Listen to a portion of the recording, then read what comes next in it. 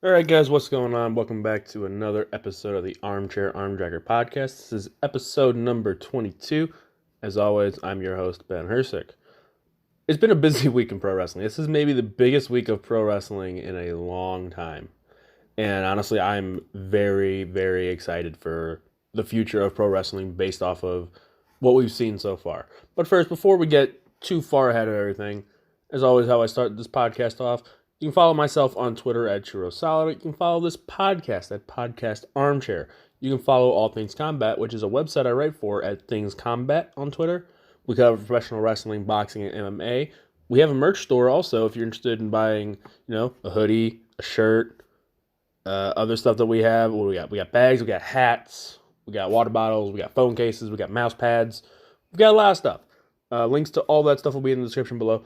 Also, I am the sports editor over at The Cauldron, which is the student-run newspaper over at Cleveland State University. And if you want to follow us on Twitter, it is at CSU Cauldron. That is the first time I've actually nailed that entire intro in one take in a long time, so I'm very happy about that. So, I don't know if you've heard in the pro wrestling world, but there's a war on. But that's not what I want to start with this week. I want to start with me complaining about Hell in a Cell. As of recording, it is 8:13 p.m. on Thursday night. It's October the 3rd. Yes, October the 3rd. So now I look at it, we still have 3 matches confirmed for the show. The show's on Sunday. We have 3 matches that are confirmed. What the hell is going on? From what I've read, it is because a lot of effort has been put into SmackDown's premiere on Fox, getting The Rock, Undertaker, Stone Cold, all the legends who have been on SmackDown before. And honestly, I'm curious how that show is going to go. That's the one show I'm the most nervous about this weekend, or this week in pro wrestling. It's going to be an interesting show, but the focus should be on the pay-per-view that you have coming up on a Sunday.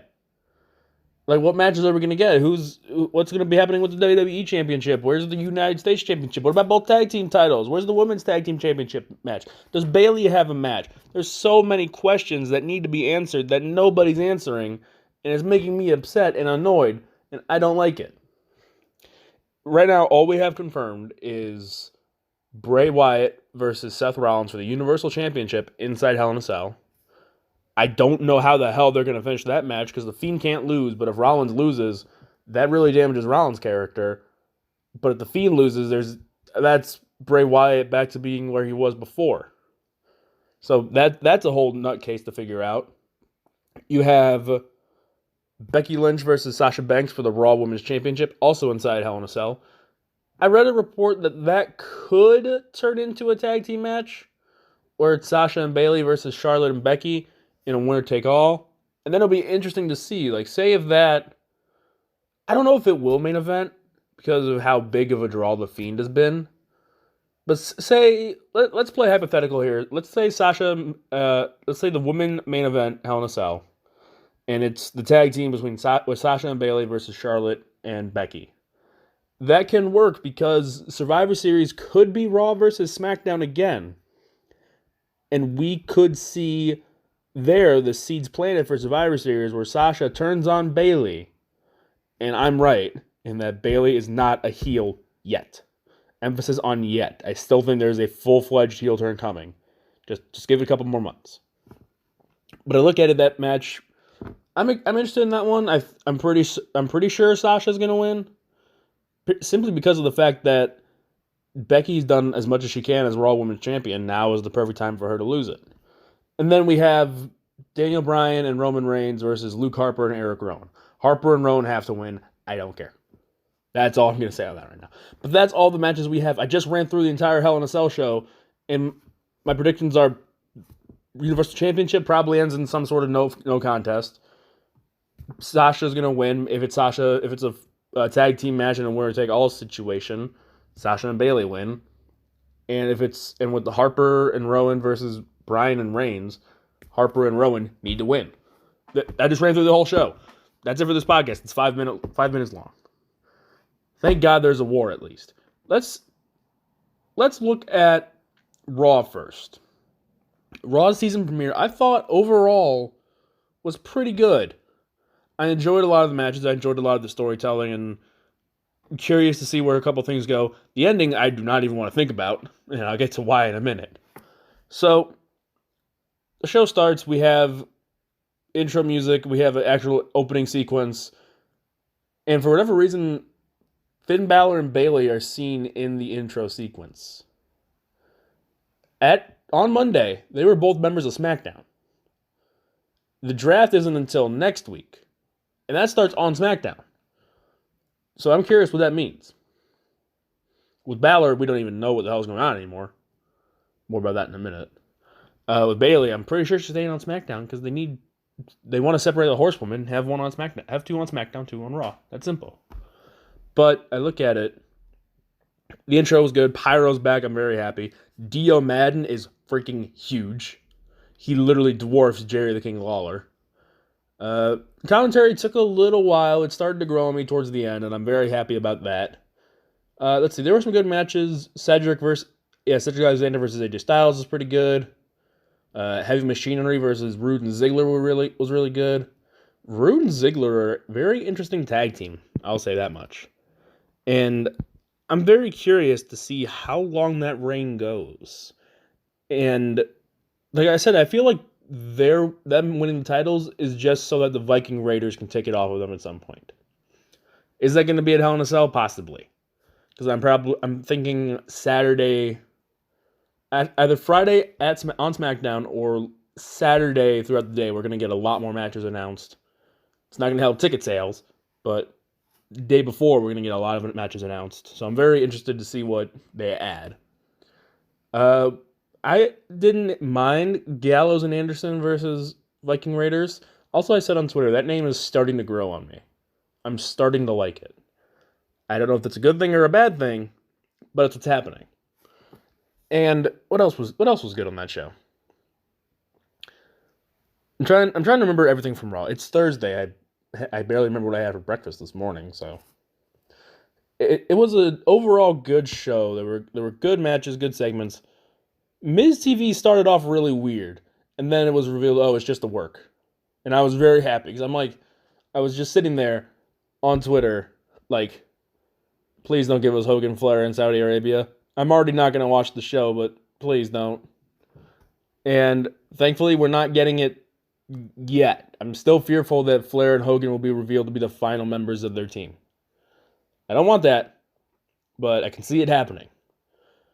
So we have Team Hogan versus Team Flair in Saudi Arabia for Crown Jewel on Halloween, which I'm probably not going to be able to watch anyway because I have other things going on. I'll explain that when the time comes near.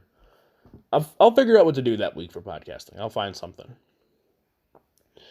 There was team captains announced. Captain of Team Hogan is Seth Rollins. I'm curious what that means because of the fact that he is Universal Champion. And I don't know if he's going to be Universal Champion going into Saudi Arabia, but that'll be interesting to see. Whereas with Team Flair, it's Randy Orton. Now, at first I was like, who the hell could captain Team Flair? Then Orton's music hit. I'm like, oh, right, Evolution. Duh. And it was also revealed Baron Corbin is on Team Flair, while Rusev is on Team Hogan. I was so confused by this. I'm like, as soon as Rusev's music hit, I'm like, wait, he's a heel. Why is he coming out here with this music? I thought he was going to join in on the heels beating down Seth Rollins. No, he clears the ring and saves Seth Rollins.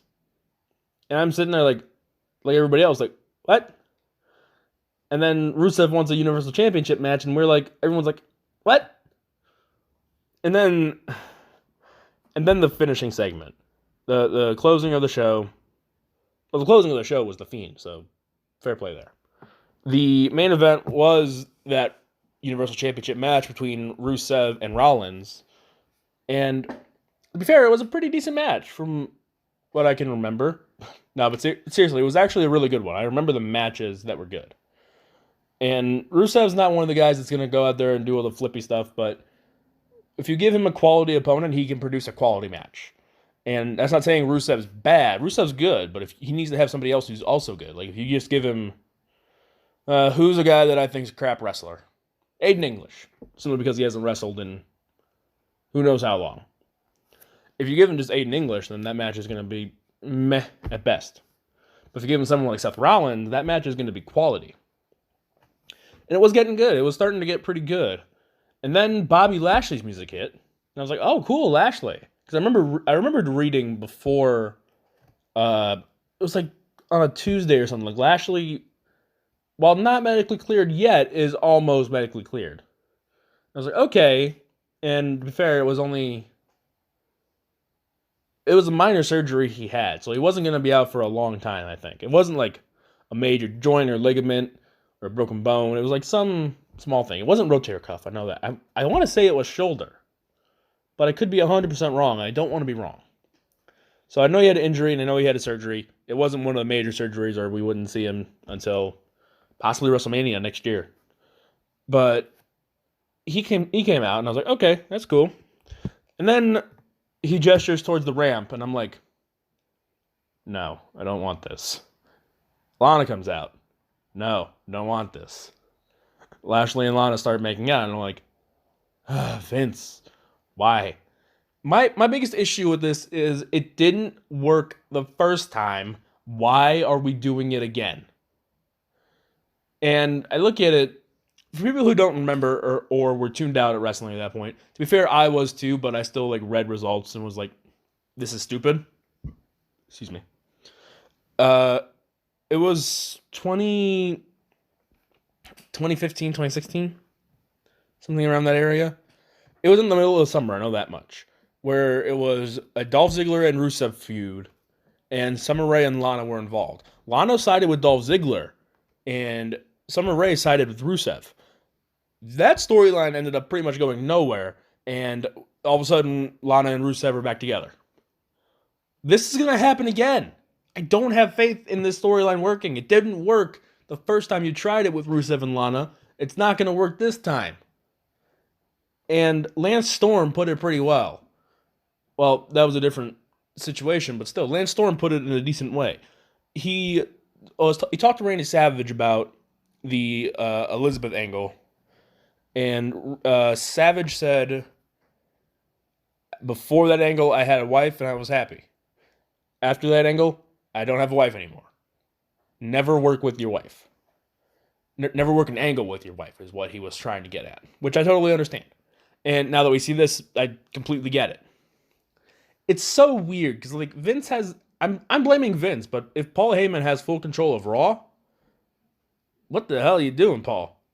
Go back and make the Raw 6 to rival your SmackDown 6 from back in the day, please. Don't include Ray in it though. Include somebody else because I like to imagine Ray is just like SmackDown 6 forever. Yeah, forget Raw, even though I'm on it. It's going to be an interesting storyline going forward. I'm curious what the payoff is. Like, are we going to get a Lana on a pole match? Are we going to get a Lana on a forklift match? Is Lana going to be suspended from something? I don't know. But it'll be an interesting... I use that term really loosely. It's not really going to be interesting, but I'm curious at least to see, like, where is this building towards? What's the full story here? The whole Maria deal going on is still happening, which is interesting.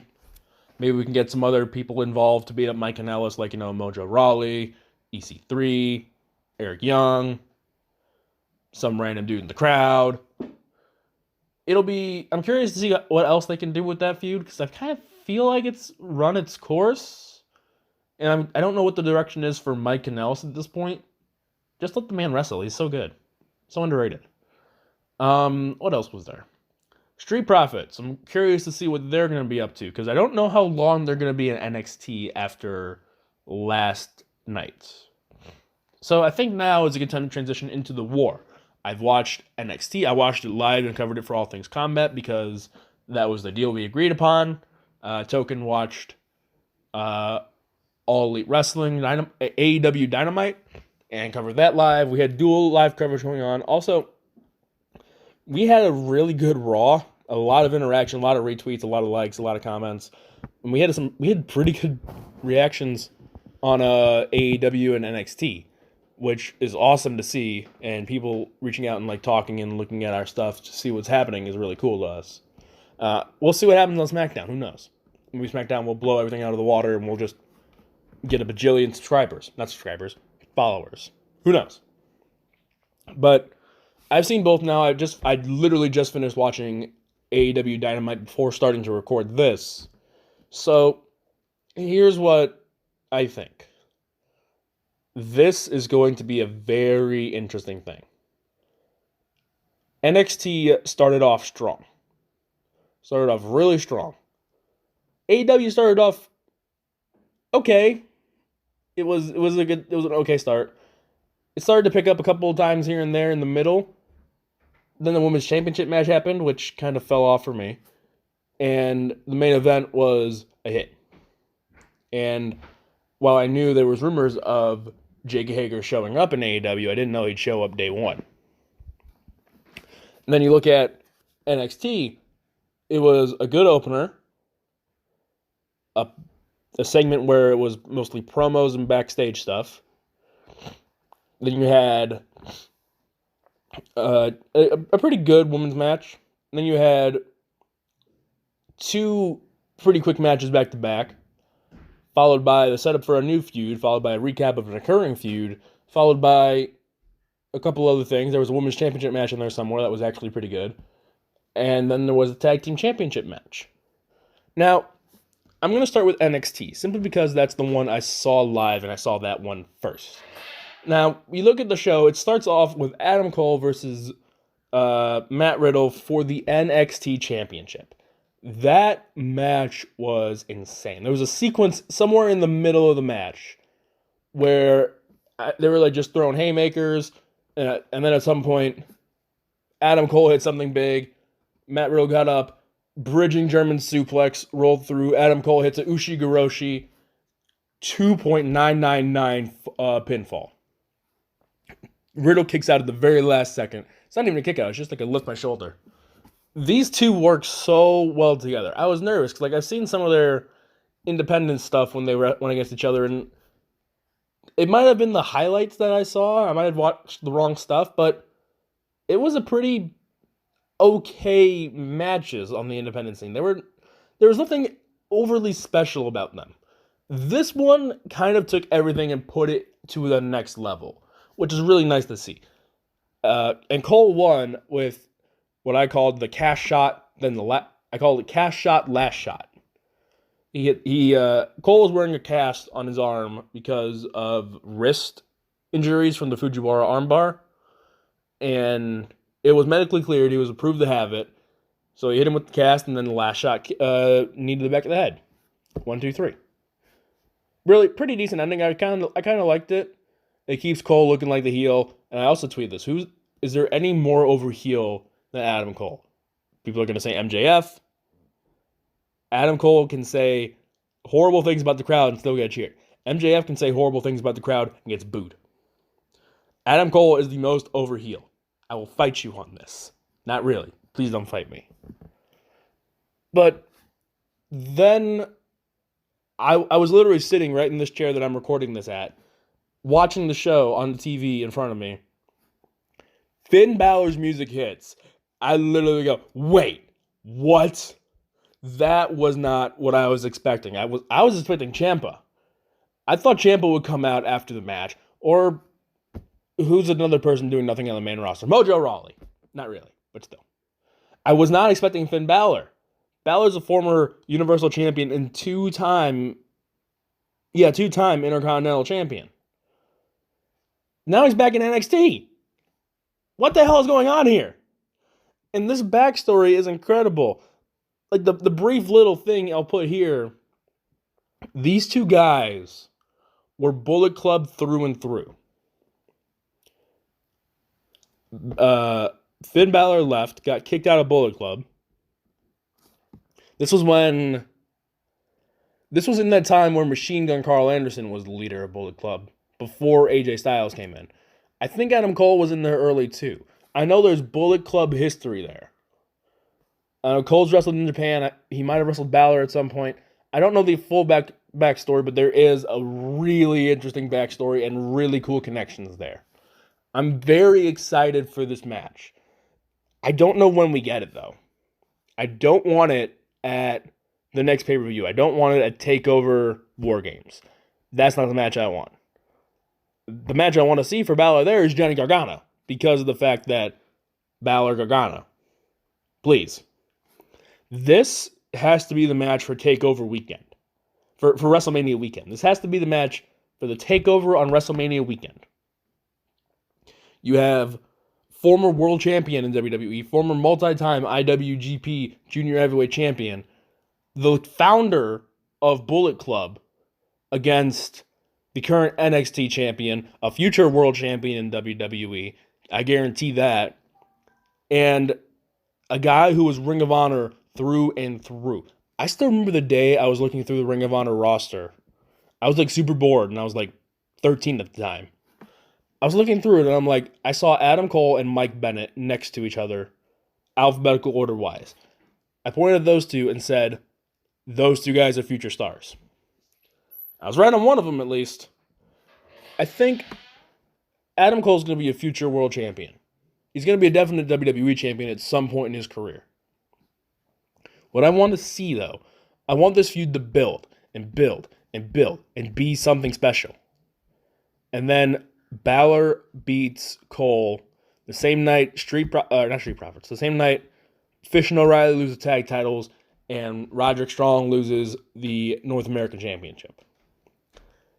Then they get the call up and it's Balor's showdown in NXT. Very excited for that. That was a very long breakdown of the first match of NXT. Quick results for some of the other in-between matches. Io Shirai beat Mia Yim, and I thought a good match. It kind of was sloggy a little bit here and there, but Johnny Gargano beat Shane Thorne. Tegan Nox is coming to NXT North America, which I was not expecting, but I am very happy about. The more Tegan Nox we get to see, the better. And plus, that means Team Kick is back together. And they can challenge Alexa Bliss and Nikki Cross for the Women's Tag Team Championships. I want that, please. I would really like that. What else do we get? Pete Dunne beat Danny Burch, but what was interesting was after the match. The lights went out. Dunn's music was still playing. He was attacked by Damian Priest, the former Punishment Martinez. I'm curious where that's building to, because TakeOver War Games is still a little far away. That could be a big match here down the road. I say big loosely. I've seen very little of Damian Priest. I think I've seen maybe 2 matches. I know for sure I've seen one.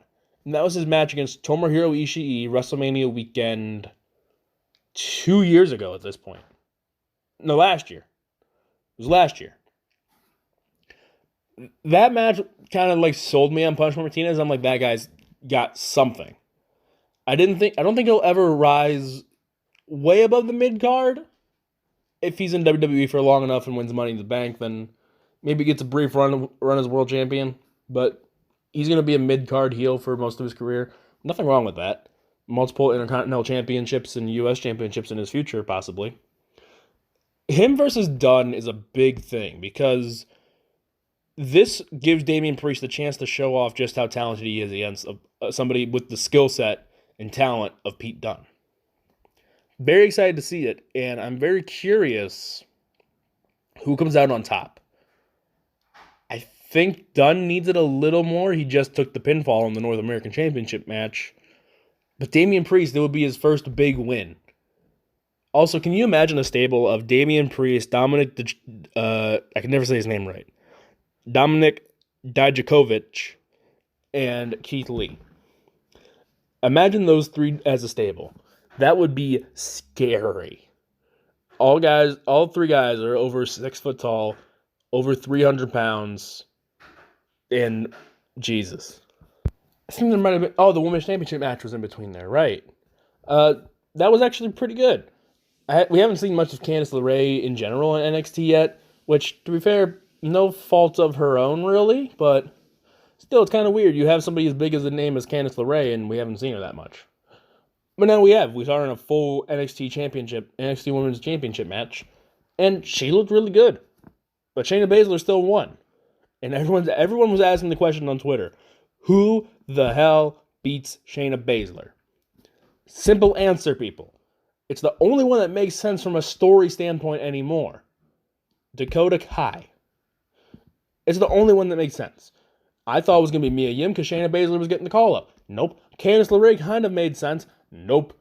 Her losing in the Fatal 4-Way WrestleMania weekend totally made sense. Nope. Dakota Kai was the first one attacked in Shayna Baszler's march towards her reign of dominance. It makes sense for Dakota Kai to be the one to beat her for that championship. I'm curious where it happens, though. As of right now, we have one takeover confirmed, and that is TakeOver War Games. The next one we know for sure happening is in Tampa Bay. I'm saying for sure because I can't imagine a WrestleMania weekend without a WWE-produced show one of the days before WrestleMania. It would have to be on a Saturday, though, because of SmackDown.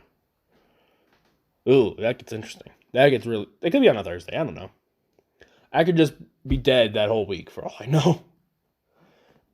I'm very curious when they do it because Shayna Baszler's getting the call up sooner rather than later. At some point soon, she's going to be on the main roster. Hell, she could be on the Fox premiere for all we know. I've heard Fox wants Baszler. I don't know how I feel about it, but if that's the direction they go, she's going to lose the NXT Women's Championship at some point. So why not lose it to Dakota Kai soon-ish, and then she gets the call-up? Because then Dakota Kai can drop it to Io Shirai, and everybody's happy because Io Shirai's champion. Then the question becomes, who the hell beats Io Shirai? This is why I don't like my brain in pro wrestling. My brain is always like, well, what's next? Well, it comes that. What's next? Who's left? What's this? What's that? And I'm like, shut up and enjoy the product. I tell my brain that almost every day. Main event, Street Profits versus Undisputed Era. Bobby Fish and Kyle O'Reilly. Good. There was like a couple spots where I was like, eh. But a lot of that was saved when Montez Ford did the tope over the turnbuckle, over the ring post, past the stairs onto everybody, and somehow did not tear anything or break anything. That man got so lucky because his leg was so close to that guardrail. Now I look at it, Undisputed Era really has no challengers. They've beaten the Street Profits. Street Profits have been on Raw. They're going to be on the Raw roster at some point here soon. What I'm more curious about was after the match. 3 Undisputed Era in the ring. Adam Cole comes out. So it's Roddy, Fish, and O'Reilly in the ring. And Ciampa's music hits.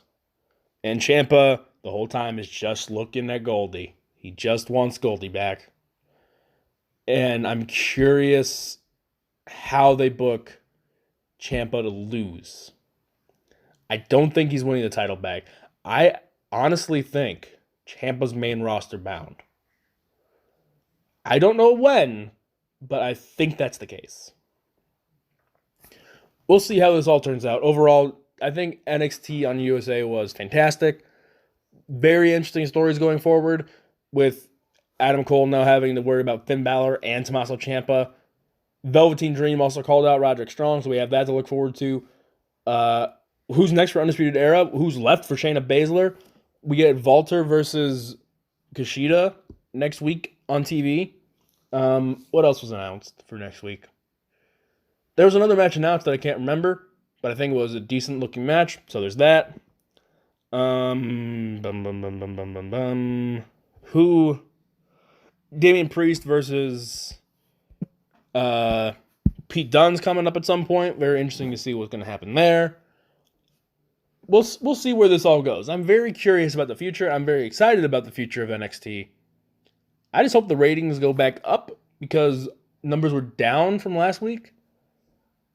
But a lot of that could be due to the premiere episode of AEW Dynamite. Seamless transitions, folks. Seamless. So, this debut episode. You start with Cody versus Sammy Gravina. I don't mind the starting match. It's actually a really decent match, and it gives Gravina a chance to shine.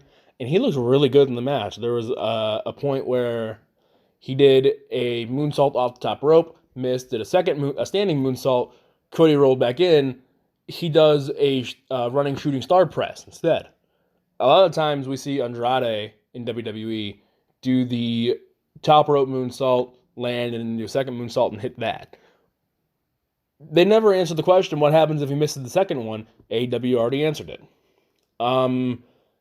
It turned into cutter fest for a little bit. Cody hit a springboard cutter, and then Gravina hit an outside the ring springboard to the top rope cutter thingamajig. Long story short, Brandon got involved, both getting hit by a suicide dive from Cody and attacking Sam Gravina. Rhodes won with a roll-up. Jericho attacked after the match. Okay, I can understand that attack after the match. I'm fine with it. What was the second match? I'm blanking. Oh, MJF versus Brandon Cutler. That match went like 3 minutes. A lot of the story there is going to be Brandon Cutler's build up, like establishing who he is and coming up through the ranks at some point. I'm very curious to see how that story goes because Brandon Cutler is another wrestler I don't know too much about. He's kind of in the same boat as Sammy Gravina. MJF too, to an extent. And I'm very curious to see how fast MJF rises up the AEW roster. Because I know there's like levels. MJF is like right below that main event level. And I'm very curious to see how soon it is before he breaks into that main event scene. What was after that? There was a couple other matches that I'm forgetting. I'm going to look those up because I don't want to be stupid and not remember them. I know they announced the whatchamacallit. They showed the tournament bracket. And for the tag team tournament, it was revealed that Christopher Daniels and Frankie Kazarian are going to be representing SCU, which is really cool. So I'm like trying to stall for looking up these results. Dynamite. Oh, and they got into a little brawl with the Lucha Bros. So very, very interesting to see how that match is going to go. I don't remember if that match is in Boston or not, but I could be wrong. If it is, then cool. If it's not, then we'll see it at some point. Cody facing Gravina. For Brand Color. Oh, Silent Bob and Jay, blah, blah, blah. Brawl. Okay, I was on track. Pac versus Paige. I really liked it. I thought it was a really good match. It showed both guys' strengths. Paige wants to slow the match down, but pick it up to his pace, where Pac wants things to be slow and grind them to a halt. And I say Pac. I saw this on Twitter as like a little question too. His name, for anyone who doesn't know, Pac is Neville. Formerly known as Neville in the WWE. It's spelled P-A-C. When I see that, I think Tupac. So I say Pac.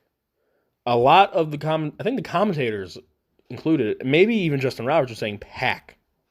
Like there's a K at the end. Like, oh, I'm going to get a pack of Coca-Cola. Along those lines. And I'm like, I think it's more Pac.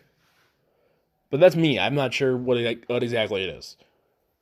I wonder, I would need to go back to watch some of his old stuff to see, before he even signed with WWE, to see what it was pronounced as then. So we'll see how that goes. I'm expecting Pac to be the one that he's going to win the world championship at some point. That looks pretty obvious. Same with Paige at some point. I'm curious more to see how soon which of those guys gets the title first and who has the more impressive reign. It's going to be an interesting build too. I'm very curious as to how do they build up Pac? How do they build up Paige? Paige has just suffered 2 straight losses. Pac's just won 2 straight. And they're in a company where wins and losses matter. Also, I feel like we're not going to see the same guys every single week. So it's very important for them to keep this momentum up when they have it. And for those who don't have the momentum, it's important to have the week off so that way they can, They can kind of regain the momentum and grow and get back to the level that the people who keep winning are at. It's going to be a weird tightrope to walk. Some guys are going to get underutilized and want out probably. But we'll see how that goes. A lot of people were joking, who's going to be the first defector? I'm like, I don't know. Maybe it's going to be Kenny Omega. Just so people would stop asking me that question. Because I know Kenny's not going to defect right away. If at all, for all I know. I can see, here's the thing, I see scenarios for all the elite ending up in WWE at some point, and then AEW still going with Tony Khan, because Tony Khan's wanted to run a company for a long time from interviews and reports that I've read and listened to. So Tony Khan can feasibly see that company keep going, even if you don't have Cody, Kenny Omega, and the Young Bucks. But I can also see a scenario where they just stay with AEW. It's the same thing like I've said with Marty Scurll. Scurll, I can see him staying in Ring of Honor. I can see him going to New Japan full time. I can see him in WWE. I can see him in AEW. I can see him, I don't know, selling shoes out in the UK somewhere. Not really, but still. There's so many scenarios running through my head with other stuff where I'm like, this could happen, but then this, there's that, then there's this. And I'm like, calm down, brain. It's going to be interesting to see. I keep getting off track really easily. How did I get here from Pac versus Hangman? I don't even remember. I said Kenny Omega and Defector. That's what it was. Got it. I'm having a conversation with myself. Shows how many friends that I actually have. Anyway, next was the AEW Women's Championship match with Nyla Rose and Riho. This is where the show kind of was like, kind of like grinded a little bit to me. I really didn't like it. Here's my biggest issue. There were spots that they just couldn't commit to. They just wouldn't commit. When they committed fully, you could see how good it was. Like Nyla Rose's senton off the apron onto the stack of chairs. There was a few other spots where Riho went for the crossbody and Nyla just caught her out of the air. But then there were spots where Riho was like supposed to do the backdrop with Nyla Rose when it just kind of fell apart. And it was like both women didn't really know what to do next. There were a few other like small things here and there. And I say this because this annoyed me when I saw it, when I went back to like, at some point, semi-recently, I went back to watch all the WrestleManias in order, aside from the 59,762 hour ones that we've gotten the past three or so years. I can do a 3-hour WrestleMania, but 56,000 hours? No. When Warrior pinned Hogan at WrestleMania 6 and Hogan kicked out at 3.5, I really did not like that. I thought it was a horrible move. I thought it was something Hogan did just to be a bit of a prick. And Nyla Rose did the same thing. Riho hit her running knee strike, very similar to the Kinshasa or Kamigoye, whatever you want to, not Kamigoye, Bumbaye. I believe that's how you pronounce it. Shinsuke Nakamura does. So Riho hit her version, and Nyla Rose, she got the 3 count. Riho's the first ever champion, but Nyla Rose kicked out at 3.5, and I'm like, why? What is literally what is the point of that? So overall, it was a bit of a weird match. Things just didn't seem to click between the two. I feel like Britt Baker B. Priestley would have been a safer call, but they want to see, and I understand why. Like, I've sat back and I've thought about why they were doing Riho versus Nyla Rose. They want to test their depth at the women's division. Because, yeah, Britt Baker and B. Priestley are obviously the number 1 and 2 in that women's division, with probably Hikaru Shida being number 3. Riho and Nyla Rose are in that middle somewhere. I know Sadie Gibbs is in that conversation. Leva Bates is in there. It's a whole weird ranking system that somebody's going to figure it out at some point. Maybe after like a month of shows, we'll understand where everything's at. The main event kind of clicked on all cylinders to me, though. Santana and Ortiz looked good. Jericho looked pretty good from the very limited in-ring time he actually had. I think he was maybe a legal person for like 2 to 3 minutes total. The Young Bucks are the Young Bucks, and Kenny Omega's Kenny Omega. This was more about the end of the match. Midway through, Jon Moxley showed up, attacked Omega. They fought from the ring to the backstage area. Kenny Omega got a mop. Don't know why.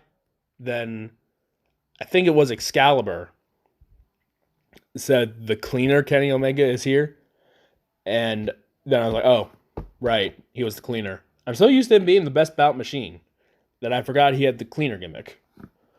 And then Moxley gives him a Death Rider through a glass table. So there's that.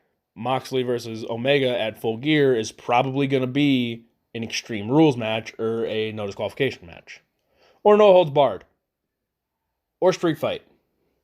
Or some sort of variation where they can just fight wherever and no one cares. Something along those lines, maybe. Falls Count Anywhere. Maybe a Boiler Room Brawl. I don't know. I'm just throwing stuff out there now. Maybe it'll stick. Who knows?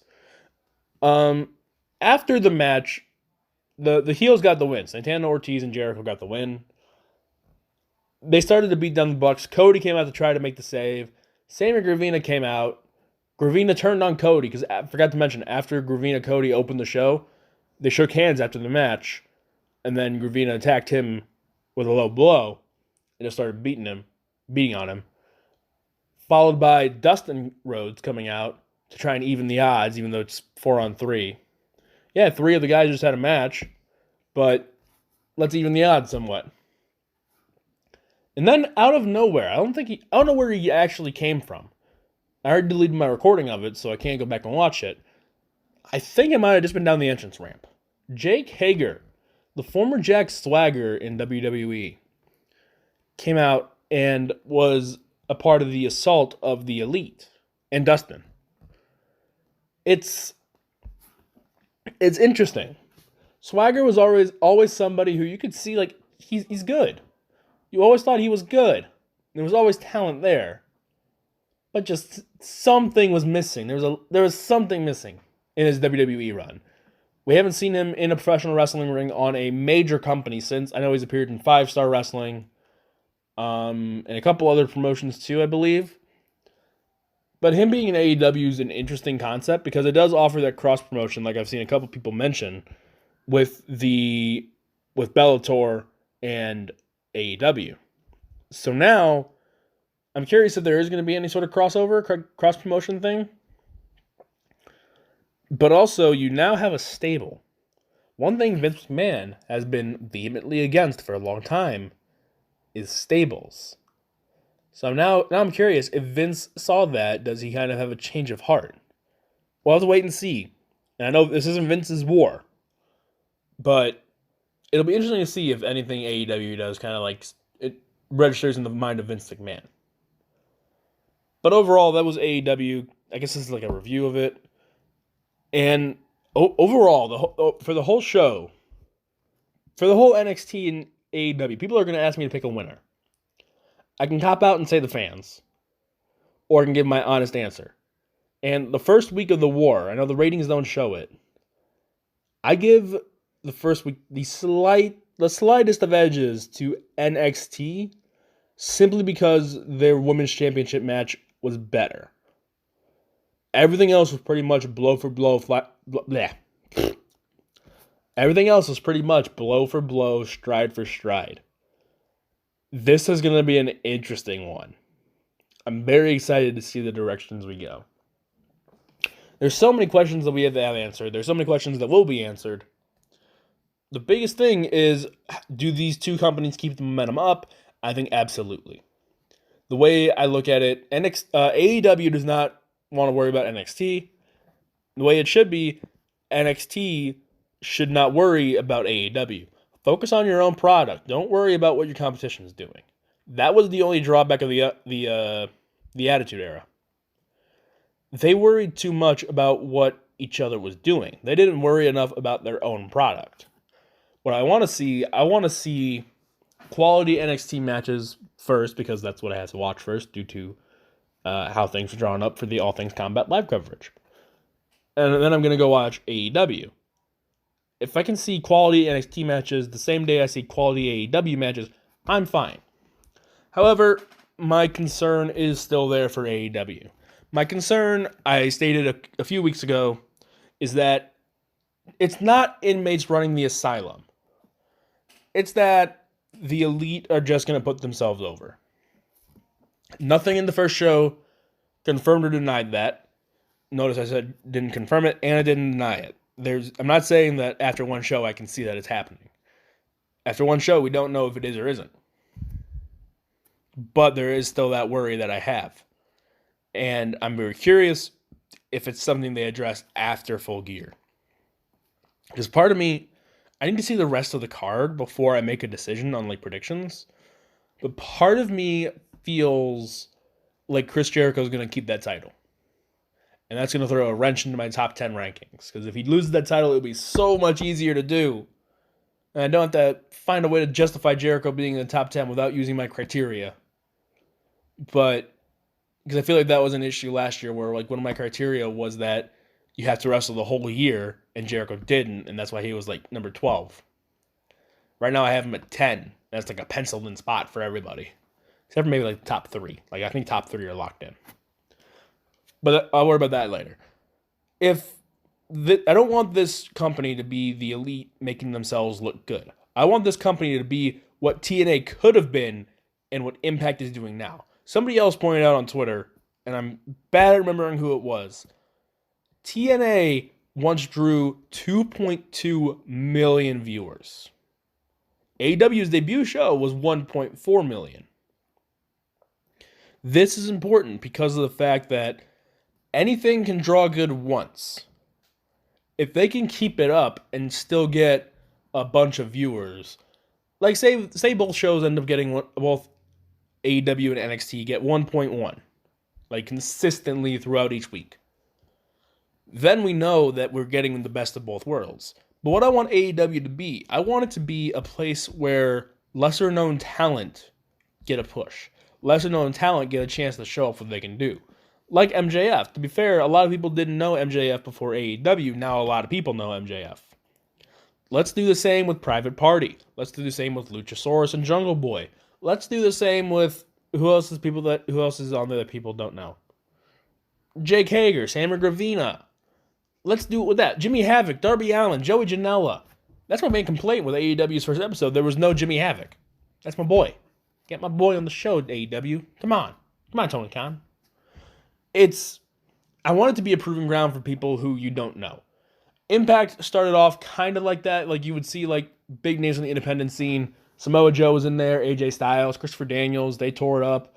Ron Killens was in there for a while, and people really didn't know what he could do outside of being just K-Quick. Now he's the best 24/7 champion of all time, is our truth. Who else was in there? Who else? Jeff Jarrett got a chance to show what he could do, for lack of a better term. It was guys who had never gotten a chance before. And then it turned into WWE Legend House .1 with the likes of Main Event Mafia being Booker T, Kevin Nash, Kurt Angle, Scott Steiner was in there. Ric Flair showed up. And it wasn't what it used to be. And now we're starting to see that again. We're starting to see people we don't know necessarily as much.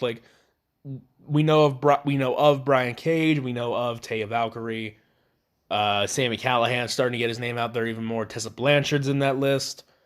there's so many like young up and coming names mixed in with some names you do know. Like, to be fair, Tessa Blanchard and Sammy Callahan are on there. Michael Elgin's on that list. We'll see what AEW becomes, but what I want it to be is a place where we get to see a lot of talent you wouldn't normally see on television and get a chance to become fans of them. Like, that's how I've become a fan of certain people at NXT.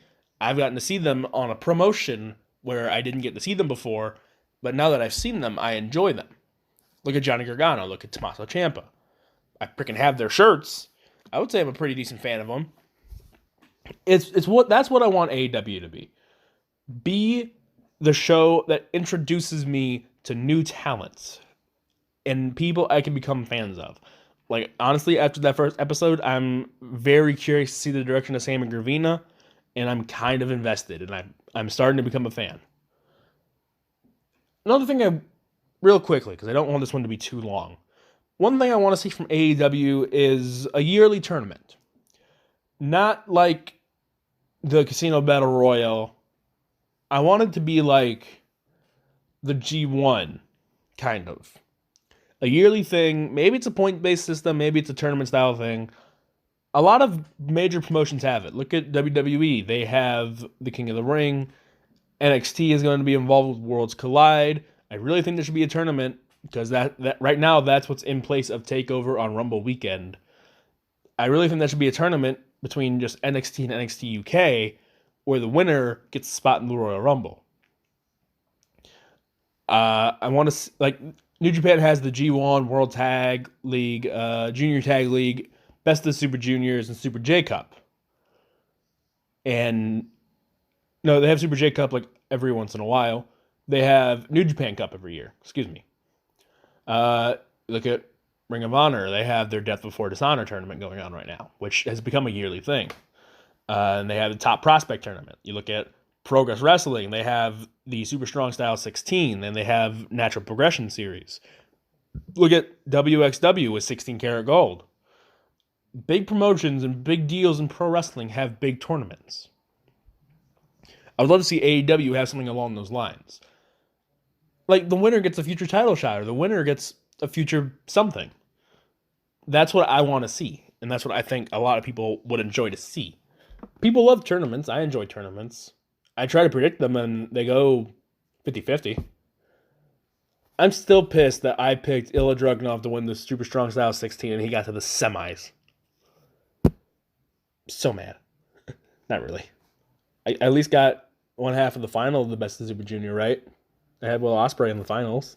Yay. I got the G1 pretty much right, too. So we'll see. We'll see what AEW's future brings. But be a proving ground for younger stars and find a tournament, because I want to see tournament wrestling. Tournament wrestling is one of my favorite things. A lot of fans love it. So let's see what they can do with that. But overall, the war that we are in the midst of is off to a fantastic start. 2 good opening shots from both shows. Ratings aren't going to show it, but NXT was great. AEW, and ratings will show that, was, pardon the pun, AEW was dynamite on their first show. Funny jokes. Raw was good in its season's premiere, except for the ending. Hopefully SmackDown has a good season premiere tomorrow night. This is going to be a fun time for pro wrestling, as long as they put more matches on the Hell in a Cell card. I will not get over that until they do it. That's going to be it for this week, guys. Thank you so much for listening. Next week, we'll have something. I don't know what yet. If Hell in a Cell is only 3 matches, that's not going to be much for a podcast. But that is it for this week. We'll figure out next week when we get to next week. As always, like I say at the beginning and end of every podcast, you can follow myself on Twitter at ChurroSolid. You can follow this podcast at Podcast Armchair. Follow All Things Combat, which is a place that covers professional wrestling, boxing, and MMA at Things Combat. I have a WWE draft article in the works. Finn Balor going to NXT threw everything off, so I'm very happy that he's back on NXT. Yay! We also have a merch store. We have hats, coats, hoodies, t-shirts, polo shirts, button-down shirts, jackets, hats, phone cases, mouse pads, water bottles, bags. We have a lot of stuff. Go buy stuff. A link to all that will be in the description below. And I am the sports editor over at The Cauldron, which is a bi-weekly student-run newspaper at Cleveland State University, where I'm the sports editor. We have layout this weekend coming up. Hopefully my editor-in-chief or any of my colleagues aren't listening to this because I have 0 of my 3 stories written. It's going to be a fun Friday and Saturday for me. Thank you guys so much for listening. As always, feel free to hit like, subscribe. It's always fun. I just do this for fun. I'm enjoying it. Let me know what you think in the comments at all about any of what I said for these past 50 some odd minutes. As always, I will see you guys next week with something about pro wrestling. Hopefully something big happens, or hopefully there's just news that I can cover. Like John Morrison possibly having resigned with WWE, but maybe not because he joked about it on Twitter. I don't know. I'll see you guys next week.